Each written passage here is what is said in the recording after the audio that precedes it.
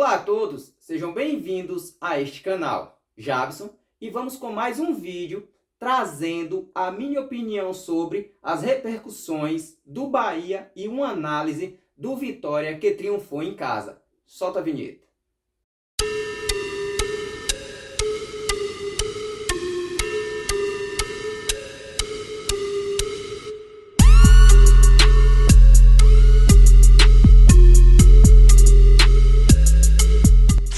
Simbora abordar neste vídeo sobre a liderança do Vitória, que na última sexta-feira fez mais uma vítima dentro de casa, o Tombense. A equipe mineira não vive uma boa situação dentro da Série B, está na zona de rebaixamento. Entretanto, naquela partida, dificultou e muito a vida do Negro. O primeiro tempo foi um jogo bastante truncado, com poucas oportunidades para ambas as equipes. O Leão teve duas chances ali claras de gol, só que estava em impedimento. Em uma delas chegou até marcar. O árbitro anulou.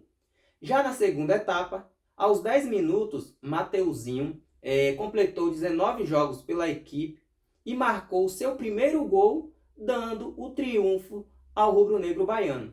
Só que assim, a segunda etapa terminou praticamente idêntica à do primeiro tempo, com as duas equipes num certo equilíbrio.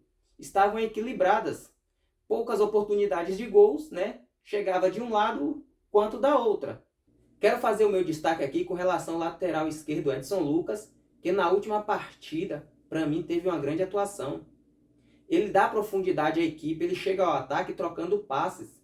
Ele dá opção para os atacantes. Assim, os dados dele até aqui neste momento, em duas partidas, são de 73 toques na bola. Passes certos, 32 dos 44. Um aproveitamento aí de 73%. Passes decisivos, 2. Cruzamentos, 3. Bolas longas, 11. Assim, ele tem duas partidas. Vem se apresentando muito bem. Só que haverá mais jogos e com equipes mais robustas daqui para frente. Equipes que estão brigando ali pelo G7 para entrar no G4. Então, eu preciso ver o seu desempenho, a sua performance contra essas equipes, para ver se realmente é ele, o lateral, que tomará conta dessa posição, quem sabe, para a próxima temporada. Outro ponto é com relação que o Vitória colocou 4 pontos de vantagens para o segundo colocado, que na sexta-feira apenas empatou. E com relação a isso, veja só como é que está o vestiário do rubro-negro baiano. Olha só no vídeo.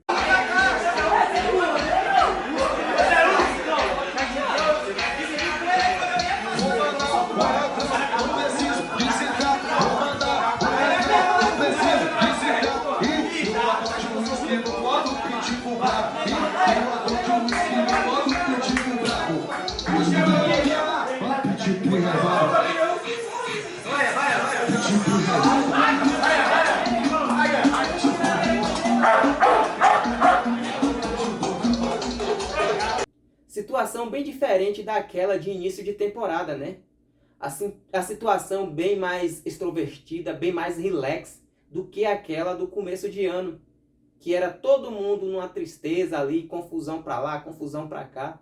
Mas neste final de temporada, a coisa tá bem relax nos bastidores leoninos. Por se falar em situação, quem se complicou foi o seu rival, que está lutando para sair da zona de rebaixamento neste momento.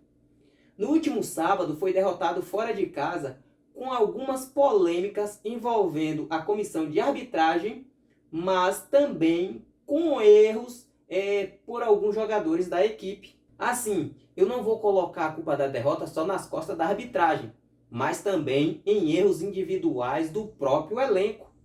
Veja o caso de Everaldo. Não está fazendo bons jogos, não está conseguindo fazer gols. Mas também não consegue se doar dentro de campo. O que eu quero dizer com isso?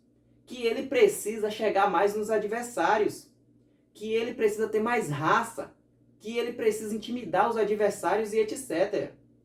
Olha, veja o caso do Davidson, que às vezes ele não faz os gols, mas é aquele menino maluquinho que está ali azucrinando a defesa adversária, o meio de campo ali, fica fazendo as suas maluquices, conseguindo dar mais gás na sua equipe.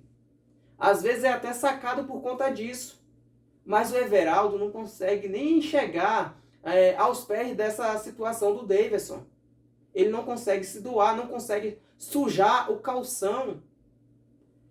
O que eu quero dizer mais? No caso do Vitor Hugo, quando ele atuou pelo Palmeiras, teve um clássico que ele foi o responsável pela derrota do Alviverde. Só que nas partidas seguintes, ele conseguiu reverter essa situação e se tornou o xerife daquela defesa. Só que no Bahia, neste momento, ele está acumulando erros atrás de erros, como foi o que aconteceu no último sábado, e que Canu teve que se sacrificar para poder tentar corrigir o erro que causou a expulsão dele e o time ficou com um a menos em campo. Já com relação a Canu, não deveria ter puxado o Gerson pela camisa. Eu acredito que ele não conseguiria sair cara a cara com o Marcos Felipe naquele momento. Só era fazer o cerco ao jogador. Mas ele optou por fazer a falta. Com isso gerou a sua expulsão. Outro que entrou nesse rol foi Gilberto. Foi cabaço naquele lance. Não se pode fazer uma jogada daquele nível dentro da grande área. E outra, deixasse que o BH desse mais um toque na bola. Ele não ia a lugar nenhum, não iria fazer o gol. Mas Gilberto foi cabaço naquele momento. O que proporcionou essa situação para o Bahia? Está na zona de rebaixamento neste momento, como foi contra o Santos. Então, foram culpa também dos erros individuais da própria equipe. Agora, com relação à arbitragem, quem se lembra dessa coletiva aqui? O lance do pênalti, se ele achou que foi pênalti, e eu acho que ele achou que foi tão pênalti, ele estava tão convicto que ele escorregou e sentou no chão, de tanta vontade de dar o pênalti. Ah, que tesão para dar aquele pênalti ele teve. Pois é, essa coletiva foi no jogo contra o Palmeiras em 2012. Lá o juiz assinalou um pênalti para o Bahia. Na ocasião, o time alviverde acabou caindo para a segunda divisão. E Filipão foi para a coletiva esbravejando sobre a arbitragem brasileira. No entanto, eu trouxe esse vídeo porque lá em 2012 até 2023, o que mudou na arbitragem brasileira? A não ser a implementação do VAR. Entretanto, hoje, 2023, os erros continuam acontecendo, mesmo tendo a equipe do VAR dentro de campo ali para poder assistenciar o árbitro, para mostrar, para revisar os lances polêmicos. No jogo de sábado, o árbitro Sávio Pereira Sampaio estava perdidinho dentro de campo, estava confuso. No entanto, teve alguns lances que o VAR o chamou para corrigir. Entretanto, na infração do penal que o mesmo marcou, o VAR, que era comandado pelo árbitro Rodolfo Toschi, fez a revisão e deixou o lance por conta do próprio Sampaio, que acabou dando a penalidade para a equipe carioca. E com isso gerou toda essa polêmica, porque o VAR naquele momento não chamou o Sávio Pereira para revisar o lance, para ter a real noção da situação do lance. Que, aliás, ambos os árbitros, tanto de campo como do VAR, o do vídeo, eles já têm um grande histórico de lances polêmicos contra o tricolor de aço. Só que assim, eu trouxe isso para exemplificar os erros, de lá até aqui. Mas o questionamento que fica, sabe qual é? Por que esses lances polêmicos só envolvem os árbitros brasileiros das nossas ligas? Por que não envolvem árbitros da Champions League, da da Europa, da Inglaterra? Por que só os nossos? Por que só essa discussão com os nossos? Por que? Será que tem algo por detrás? Que assim, eu não vou usar os mesmos termos, as mesmas ironias que Filipão usou naquela lá. Mas dá para usar ou até mais. Mas é que eu quero deixar o questionamento. Por que só acontece aqui? E para certas equipes, parece que há um favorecimento. Ou há um favorecimento a determinadas, a detrimento de certas equipes. Parece que é para isso. Mas todos falam, mas todos vai haver os erros, vai haver as polêmicas, aí vão ser favorecidos. Não, senhor. Nem todas as equipes, né, conseguem ser prejudicadas iguais. Alguns times do Nordeste são prejudicadas, principalmente o Bahia, que já tem um histórico com relação a esses árbitros. No pós-jogo, na coletiva de imprensa, Rogério Ceni não quis entrar nessa discussão. Só destacou que precisa melhorar e mais, né? Precisará trabalhar e mais para que tudo se acerte nos próximos jogos. Veja um pouco da entrevista dele aí do lado. Boa noite, Rogério. Gabriel Sberry Versus Esporte. Rogério, eu gostaria de perguntar a respeito da arbitragem, né? A gente sabe que teve 2 lances capitais aí na partida, que foi a expulsão do Canu e o pênalti, né, no Bruno Henrique. E deu para ver você argumentando ali com o auxiliar. Eu queria que você falasse aí o que você tentou argumentar, o que você achou da arbitragem, né, e o quão decisiva foi para que o Bahia saísse perdendo no jogo de hoje.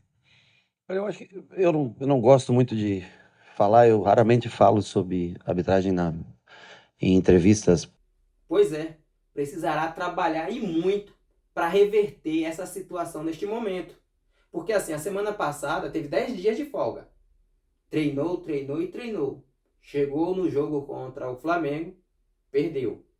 Agora, para o próximo final de semana, terá aí 5 dias para trabalhar. Até o próximo adversário, que aliás é um duelo de 6 pontos. Porque o time também está brigando para não entrar na zona de rebaixamento. E assim, Bahia precisará triunfar fora de casa contra o Goiás.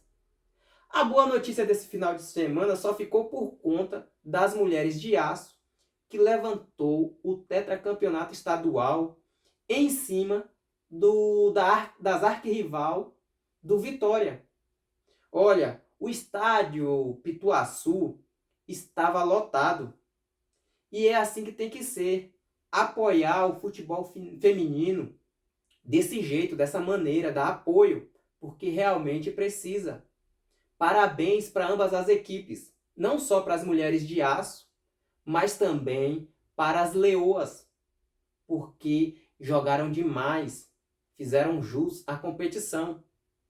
Olha, e hoje eu peço a vocês que não se esqueça sempre, né, de se inscrever, deixar o like, o comentário e assistir o vídeo até o final e também compartilhar aí com mais pessoas aí. Beleza? Falou, fui!